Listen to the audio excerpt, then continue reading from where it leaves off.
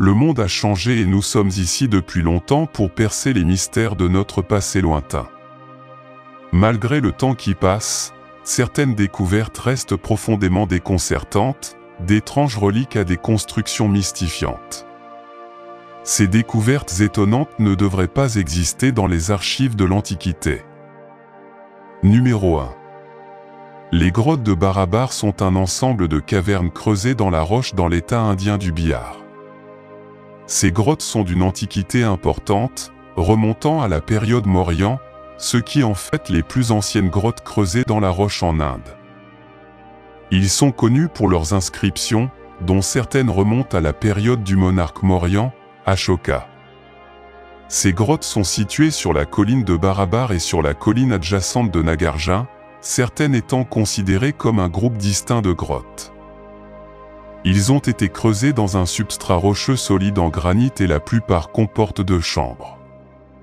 Le premier aurait accueilli de grands rassemblements de fidèles, tandis que le second contenait un stupa, une structure en forme de monticule contenant des reliques. L'architecture de ces grottes est particulièrement remarquable en raison du polissage mauryan à l'intérieur des chambres, qui produit un effet d'écho distinctif. Cet effet aurait eu un impact sur les fidèles rassemblés dans les grottes, ajoutant une dimension spirituelle à l'expérience. Numéro 2. Cette ville antique est connue sous le nom de Petra, une ancienne colonie creusée dans les falaises rose-rouges du sud de la Jordanie. L'histoire de Petra a commencé bien avant sa découverte moderne, puisqu'elle a peut-être été établie au début du IVe siècle avant J.C. comme capitale du royaume nabatéen.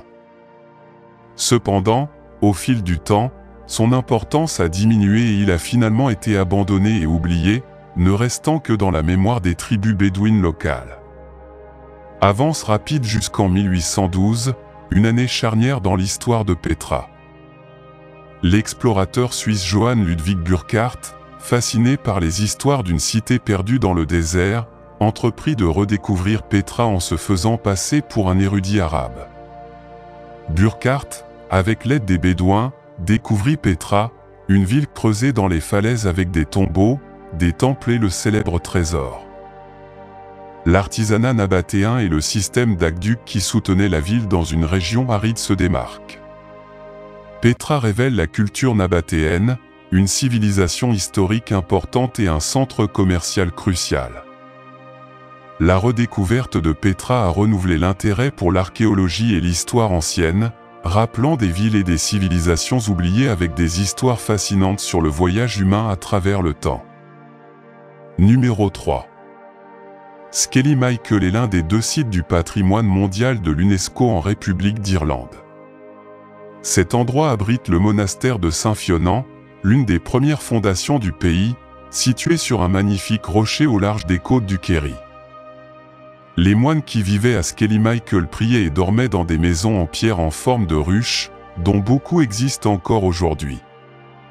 Au Xe siècle, les moines quittent l'île et elle devient un lieu de pèlerinage et de refuge pour les catholiques pendant les lois pénales. Pour suivre les traces des moines, il faut gravir 618 marches hautes et inégales. Se rendre à Skelly Michael peut être difficile, mais cela en vaut la peine. En plus de sa riche histoire, l'île possède une énorme abondance de vie aviaire. L'île possède la 2e plus grande colonie de fous de bassin au monde. Numéro 4. Église vieille de 400 ans, c'est peut-être l'une des découvertes les plus incroyables de cette vidéo. Pendant de nombreuses années, on pouvait voir une église émerger de la surface des eaux d'un des réservoirs du Mexique, ou plutôt, le sommet d'une église était accessible.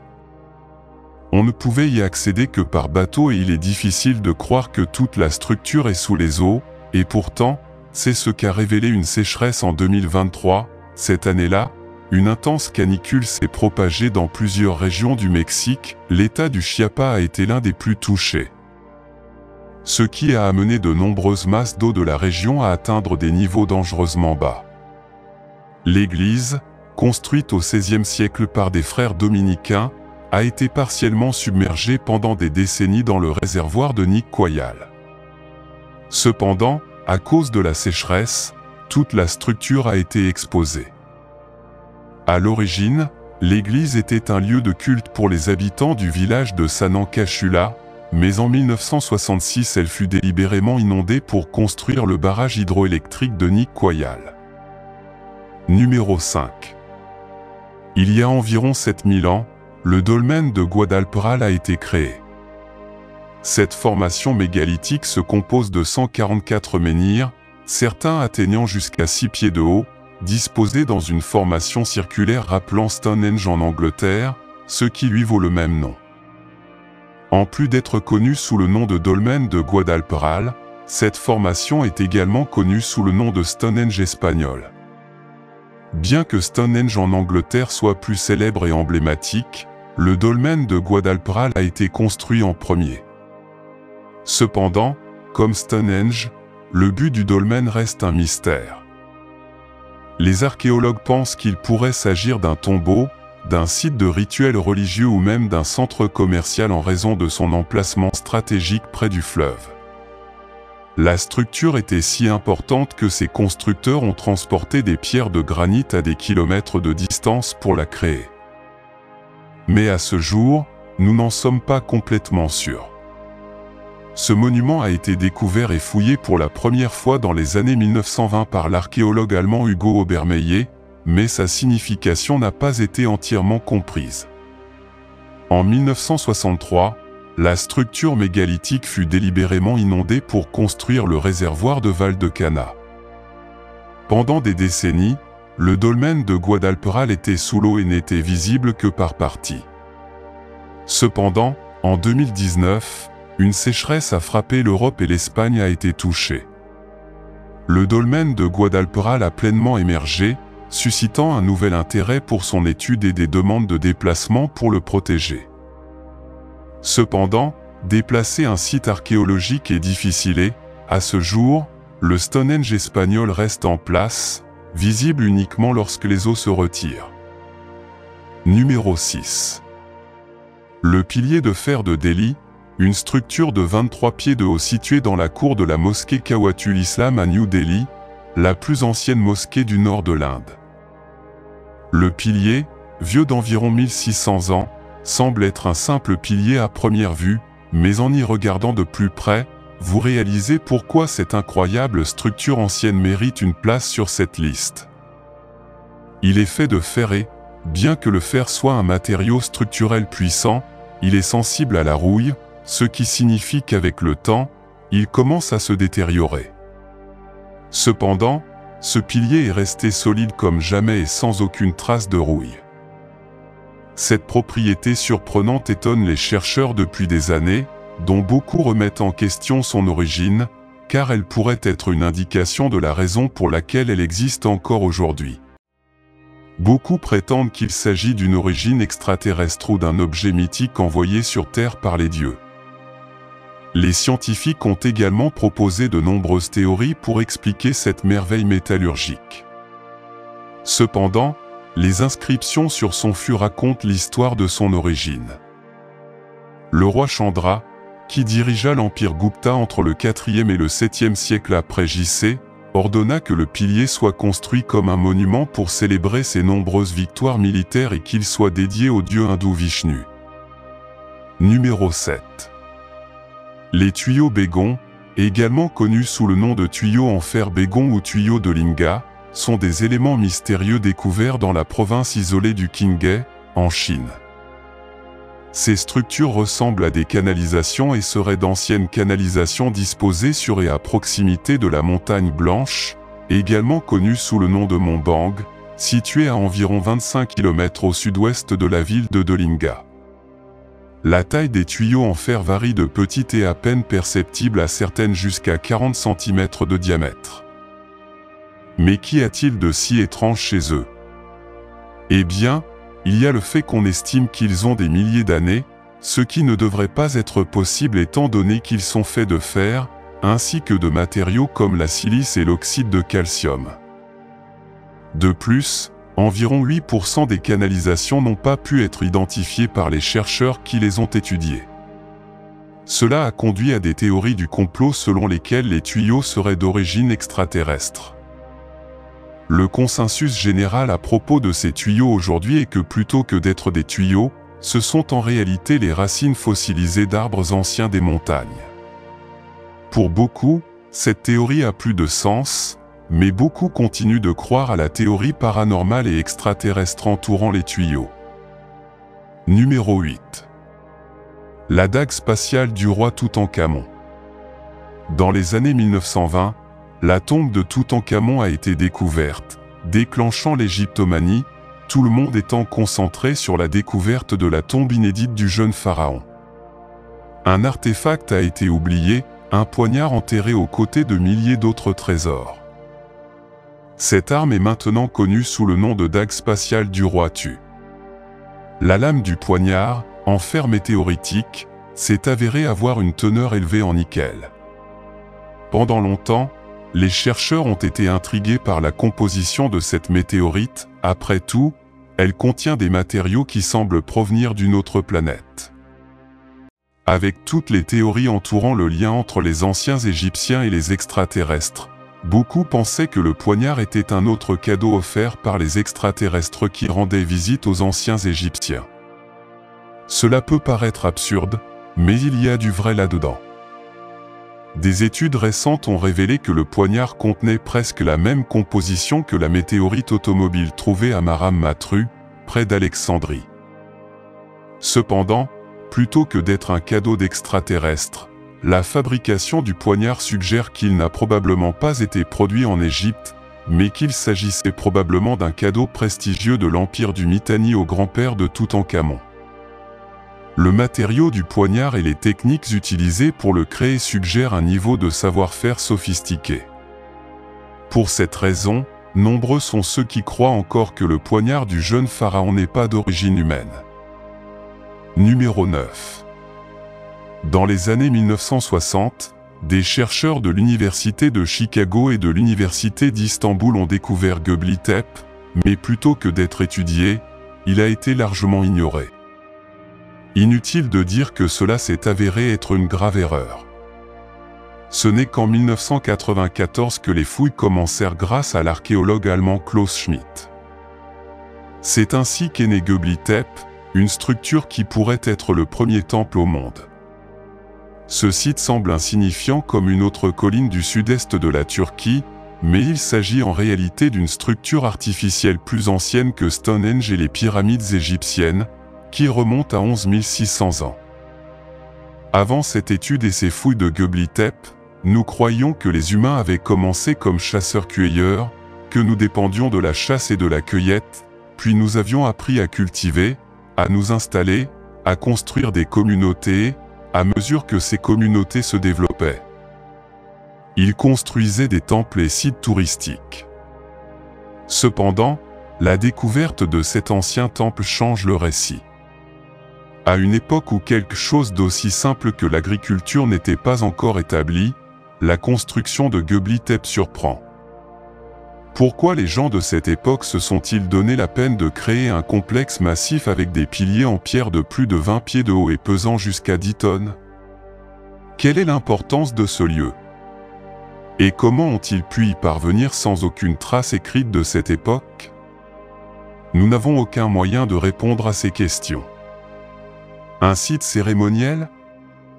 Un endroit simple pour rencontrer d'autres chasseurs? La vérité derrière Göbekli Tepe pourrait changer l'histoire de l'humanité. Numéro 10.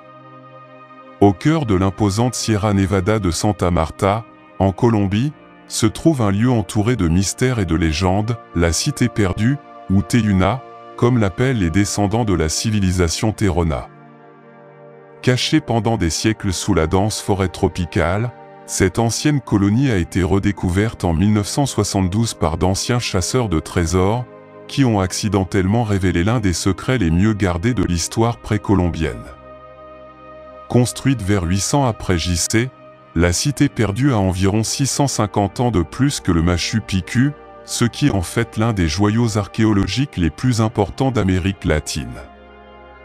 En entrant dans ce site antique, on rencontre plus de 250 terrasses soigneusement creusées dans la montagne, reliées entre elles par un réseau de sentiers et d'escaliers en pierre qui semblent défier la gravité elle-même.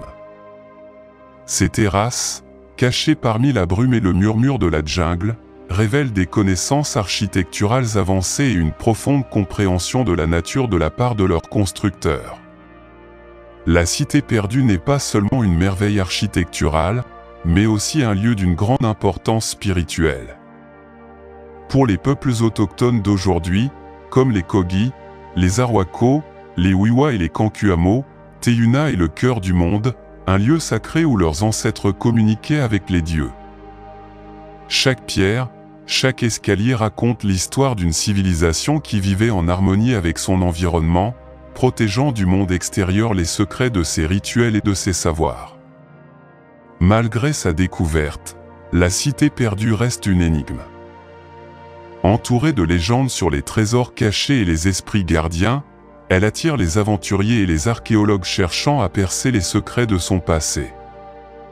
Cependant, y parvenir n'est pas une tâche facile, le chemin est une ascension ardue et stimulante à travers des jungles et des rivières, un voyage qui ressemble à un pèlerinage vers une époque oubliée. La cité perdue, avec son aura de mystère et sa riche histoire, reste un témoignage silencieux d'une civilisation avancée qui a laissé sa marque dans le temps, un rappel de la puissance et de la sagesse de ceux qui ont habité ces terres bien avant que le monde moderne ne les connaisse. Numéro 11. Dans les collines forestières près de la petite ville de Visoko, en Bosnie-Herzégovine, se dresse une énigme qui a retenu l'attention des archéologues et des curieux du monde entier, les pyramides de Bosnie. Ce complexe de structures pyramidales, découvert en 2005 par l'archéologue semi-professionnel Semir Osmanagic, a suscité un fervent débat sur son origine et sa fonction, entretenant une aura de mystère autour de ces formations imposantes. Les pyramides, qui comprennent la pyramide du Soleil, la pyramide de la Lune et la pyramide du Dragon, sont situées dans une région montagneuse qui, jusqu'à récemment, n'était connue que pour ses paysages naturels. Osmanagic et ses partisans soutiennent que ces formations ne sont pas de simples collines naturelles, mais représentent un réseau de pyramides construites par une civilisation avancée il y a des milliers d'années. Selon cette théorie, les structures auraient pu être érigées vers 30 000 avant JC, bien avant les célèbres pyramides égyptiennes. Le mystère entourant les pyramides bosniaques est accentué par l'absence de consensus au sein de la communauté scientifique. Si certains chercheurs soutiennent l'hypothèse des Osmanagic, suggérant que les formations pourraient bien être des constructions artificielles, de nombreux archéologues et géologues restent sceptiques. Ils soutiennent que les formations pourraient simplement être des montagnes et des collines formées naturellement par des processus géologiques. Les fouilles sur le site ont révélé une série de tunnels souterrains et de structures en pierre que certains interprètent comme la preuve d'une civilisation ancienne. Les enquêtes ont également révélé des preuves de ce qui semble être des blocs de pierre artificiels et des éléments architecturaux suggérant un certain degré de planification et de construction. L'un des aspects les plus intrigants du site est l'affirmation selon laquelle les pyramides auraient des propriétés énergétiques particulières. Il a été suggéré que les structures pourraient être alignées sur des phénomènes astronomiques ou émettre des énergies inconnues, ajoutant une couche supplémentaire de mystère au récit déjà énigmatique. Alors que les recherches et les fouilles se poursuivent, les pyramides bosniaques restent un site de fascination et de controverse. La combinaison de théories audacieuses, de scepticisme scientifique et de découvertes énigmatiques garantit que le mystère de ces structures perdure, invitant les explorateurs, les scientifiques et les passionnés de mystère à continuer à percer les secrets qui pourraient être cachés sous la surface de ces formations imposantes. Numéro 12. Dans les profondeurs de la mer d'Oman, près de la côte ouest de l'Inde, se trouve une énigme sous-marine qui captive l'imagination des explorateurs et des archéologues depuis des décennies, la ville engloutie de Dwarka. Cette ancienne métropole, mentionnée dans les anciens textes hindous comme le royaume de Krishna, se trouve partiellement submergée sous les eaux du golfe de Kutch, révélant un monde qui semble avoir été sorti des pages du mythe. Les premiers signes de cette cité perdue sont apparus en 1988, lorsqu'une équipe d'archéologues marins a découvert des restes de structures en pierre sur les fonds marins. Au fur et à mesure que les fouilles avançaient, ils commencèrent à mettre au jour un labyrinthe de rues, de murs et de plateformes qui suggèrent l'existence d'une ville prospère et sophistiquée. Cependant, ce qui rend Dwarka vraiment mystérieuse, c'est la légende qui l'entoure. On pense qu'il s'agit de la même ville décrite dans le Mahabharata, le texte sacré épique hindou. Selon les écritures anciennes, Dwarka a été construite par le dieu Krishna et était un lieu d'une grandeur sans précédent, avec des palais majestueux et des avenues ornées. La ville aurait été si splendide que ses habitants vivaient dans un état de paix et de prospérité. Mais, comme le raconte le mythe, Dwarka a été emporté dans l'océan par une série d'événements catastrophiques, plongeant dans les profondeurs par une nuit sombre. Les restes découverts sous l'eau semblent corroborer une partie de cette légende. Les ruines présentent des techniques avancées d'urbanisme et de construction qui défient la compréhension conventionnelle de l'époque à laquelle Dwarka est censé avoir existé.